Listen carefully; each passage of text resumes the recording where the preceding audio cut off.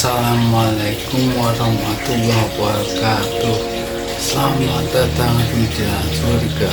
Semoga setelah kali ini yang dibuatkan Ustadz Abu Hurairah bisa membuat tebal keimanan kita kepada Allah Subhanahu wa Ta'ala. Assalamualaikum warahmatullahi wabarakatuh.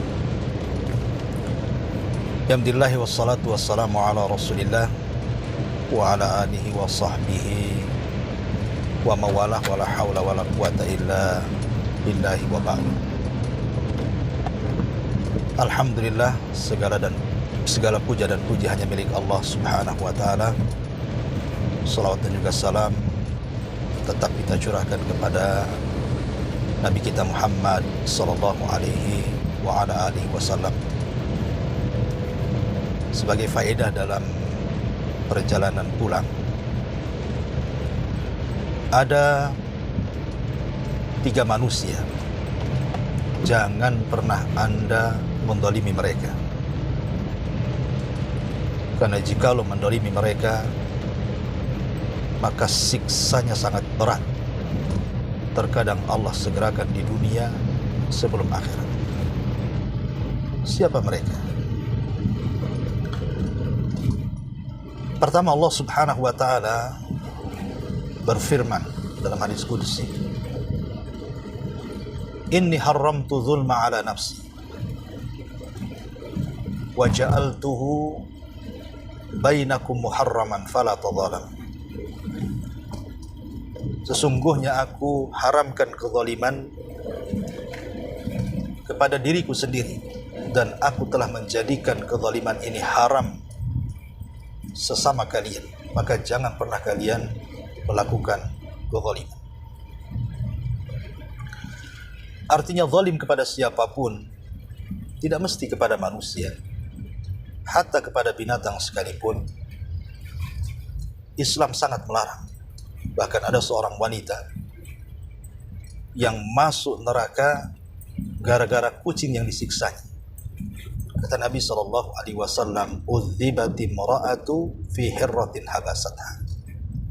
Ada seorang wanita diazab oleh Allah gara-gara seekor kucing yang tidak dipelihara dengan baik. Tidak diberi minum, tidak diberi makan sampai dia mati. Kata Rasulullah, wanita itu akan diazab di neraka. Ini kepada binatang, apalagi kepada manusia, apalagi kepada seorang muslim. Masyarul muslimin yang dimuliakan Allah Subhanahu wa ta'ala, terutama kepada 3 orang, maka jangan sampai Anda melakukan kezaliman kepada mereka. Siapa saja mereka? Pertama, jangan pernah melakukan kezaliman kepada aulia Allah, wali-wali Allah Subhanahu wa ta'ala. Karena apabila memusuhi wali-wali Allah sampai mendolimi mereka, maka itu sama dengan mengumandangkan perang melawan Allah Subhanahu wa ta'ala, dan pasti dia akan menang. Dalam sebuah hadis, Nabi SAW bersabda, menukilkan firman Allah Azza wa Jal dalam hadis qudsi. Maka Allah Subhanahu wa ta'ala mengatakan, Man 'ada li waliyan faqad adzantuhu bil harb.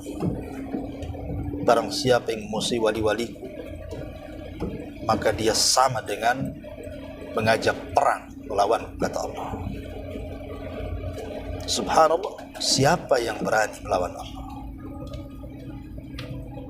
Semua alam semesta ini tentaranya. Gunung tentara Allah sewaktu-waktu bisa meledak.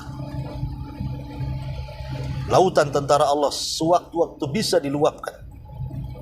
Bahkan bumi sendiri tentara Allah sewaktu-waktu bisa dibencanakan, digempakan, dibelahkan. Semua binatang tentara Allah, betapa banyak kaum-kaum yang dibinasakan dengan dikirim binatang-binatang. Ababil menghancurkan Abraha.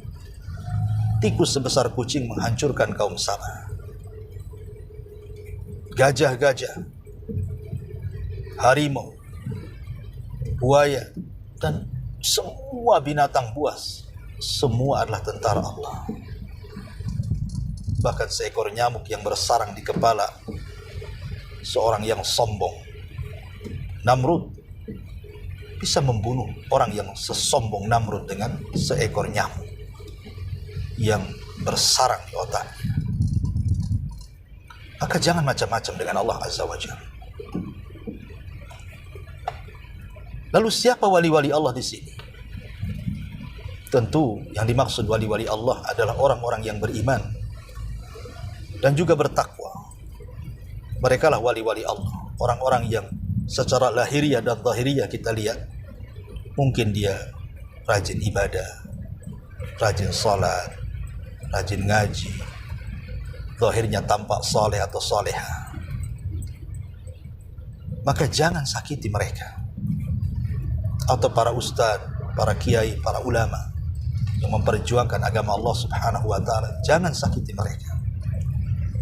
Karena sama dengan menyakiti wali-wali Allah Subhanahu wa ta'ala. Maka siapapun yang menyakiti wali-wali Allah, man adali waliyan faqad adzantuhu bil harbi. Siapapun memusuhi wali-waliku, maka sama dengan mengumandangkan perang melawan Allah Subhanahu wa ta'ala, dan Anda pasti tidak akan menang. Yang kedua, jangan pernah menzalimi orang-orang lemah. Jangan pernah menzalimi orang-orang lemah. Mungkin boleh jadi karena Anda merasa kaya, Anda menzalimi orang miskin. Merasa Anda pejabat, Anda menzalimi rakyat yang tidak berdaya. Merasa Anda mungkin orang yang memiliki kekuatan, menzalimi sembarang orang. Mendolimi anak-anak yatim. Lihat Allah Subhanahu wa ta'ala mengatakan, alladzina ya'kuluna amwalal yatama zulman innama ya'kuluna fi butunihim nara. Siapapun yang memakan harta anak yatim, sama saja dia memakan api neraka dalam perutnya. Atau karena kekuatan Anda mengambil tanah orang lain, Anda menggusur tanah orang-orang lemah, mereka tidak berdaya.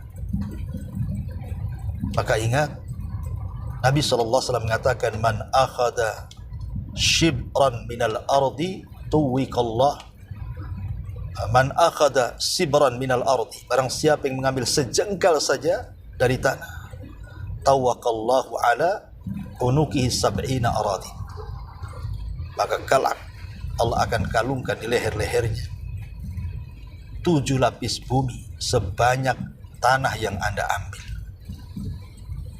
Maka jangan pernah menzalimi, merasa mereka orang lemah, bisa saja diambil haknya, diambil tanahnya, mereka tidak bisa berdaya. Jangan pernah.